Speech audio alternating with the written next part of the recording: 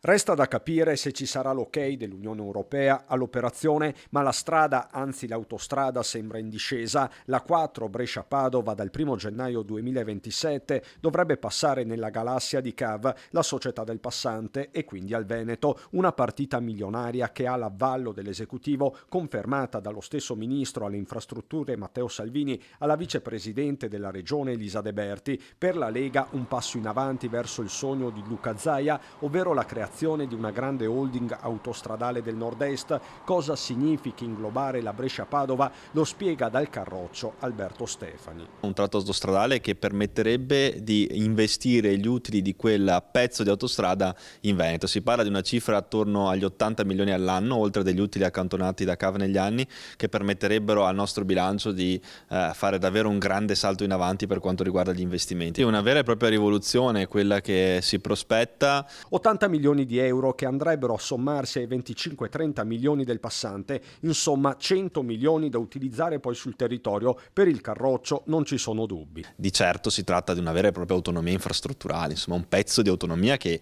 stiamo portando a casa e che lo stiamo portando a casa in maniera concreta. Entusiasmo da un lato, scetticismo dall'altro. Per lo stesso Arturo Lorenzoni, speaker dell'opposizione in Consiglio regionale, il passaggio della 4 in CAV è l'extrema ratio fatta per coprire la voragine della pedemontana veneta. Aggiunge il carico da 90 Jonathan Montanariello dal Partito Democratico, che ricorda tra gli altri l'eterno nodo della Romea. Vorremmo capire questi continui viaggi a Roma se alla fine portano qualche risultato per la nostra regione, oppure ci si trova ogni volta per fare l'elenco delle incompiute e probabilmente fare un articoletto o un'uscita più dedita ai destini politici e alla visibilità di qualcuno che ai problemi del Veneto atavici, che sono sempre quelli e che sono anni che si trovano per discuterne. Ecco.